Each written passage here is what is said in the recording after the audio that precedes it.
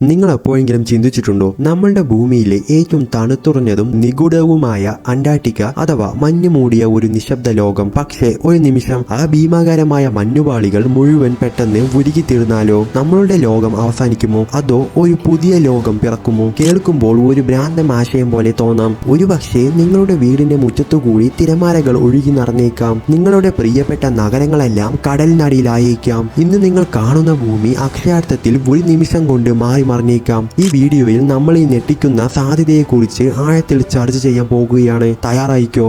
Antarctica ഏകദേശം 14 ദശലക്ഷം square kilometre വിസ്തീർണമുള്ള യൂറോപ്പിനേക്കാൾ 1.5 ഇരട്ടി വലിപ്പമുള്ള ഒരു വൻകരയാണ്. ലോകത്തിലെ ശുദ്ധജലത്തിന്റെ 70% ഇവിടെ മഞ്ഞുകട്ടയായി ഉറങ്ങിക്കിടക്കുന്നു. അതായത് ലോകത്തിലെ ഏറ്റവും വലിയ ശുദ്ധജല സംഭരണി. ശരാശരി 1.9 കിലോമീറ്റർ കനത്തിലാണ് ഇവിടത്തെ മഞ്ഞുപാളികൾ. ചിലയിടങ്ങളിൽ ഇത് 4.8 കിലോമീറ്റർ വരെയും നീളും.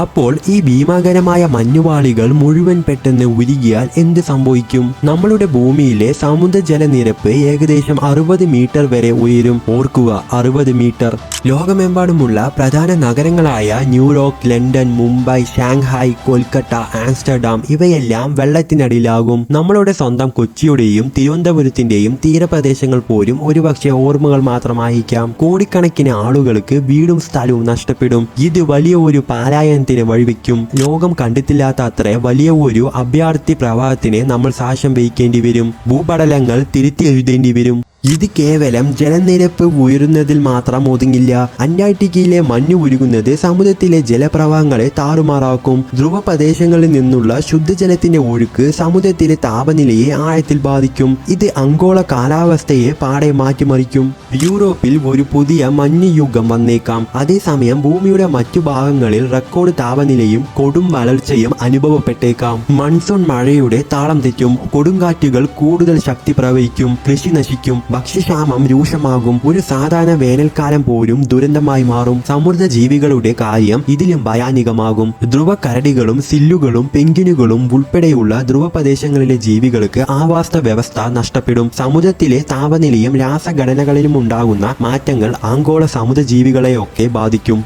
ദശലക്ഷക്കണക്കിന് വർഷങ്ങളായി മഞ്ഞിനിരയിൽ ഒളിഞ്ഞുകിടക്കുന്ന പുരാതന വൈറസുകളും ബാക്ടീരിയകളും ഈ ഉരുകലിലൂടെ പുറത്തു വന്നേക്കാം. ഇത് മനുഷ്യരാശിക്ക് പുതിയ രോഗഭീഷണികൾ സൃഷ്ടിച്ചേക്കാം. ഭൂമിശാസ്ത്രപരമായി നോക്കിയാൽ അന്റാർട്ടിക്കയിലെ മഞ്ഞ് നീങ്ങുമ്പോൾ അതിന്റെ ഭാരം കുറയുകയും ഭൂമിയിലെ ചില ഭാഗങ്ങൾ ഉയർന്നു വരികയും ചെയ്യും. ഐസോസ്ട്രാറ്റിക് റീബോട്ട് എന്ന് പറയും. പക്ഷേ ഇത് സാവധാനത്തിൽ നടക്കുന്ന ഒരു പ്രതിഭാസമാണ്. ഈ ഒരു ചിന്താ പരീക്ഷണം നമ്മളെ ഓർമ്മിപ്പിക്കുന്നത് നമ്മളുടെ ഗ്രഹം എത്രത്തോളം ദുർബലമാണെന്നും ഓരോ ചെറിയ മാറ്റവും എത്ര വലിയ പ്രശ്നങ്ങൾ ഉണ്ടാക്കുമെന്നുമാണ്. ഭാഗ്യവശാൽ അന്റാർട്ടിക്കയുടെ മഞ്ഞ് പെട്ടെന്ന് ഉരുകാനുള്ള സാധ്യത വളരെ കുറവാണ്. പക്ഷേ കാലാവസ്ഥ വ്യതിയാനം ഒരു യാഥാർത്ഥ്യമാണ്. ഈ വീഡിയോ നിങ്ങൾക്ക് ഇഷ്ടപ്പെട്ടെങ്കിൽ ലൈക്ക് ചെയ്യാനും നിങ്ങളുടെ അഭിപ്രായങ്ങൾ കമന്റ് ചെയ്യാനും ഇതുപോലെയുള്ള കൂടുതൽ വിസ്മയിപ്പിക്കുന്ന വീഡിയോകൾക്കായി ഞങ്ങളുടെ ചാനൽ സബ്സ്ക്രൈബ് ചെയ്യാനും മറക്കരുത്. See you soon.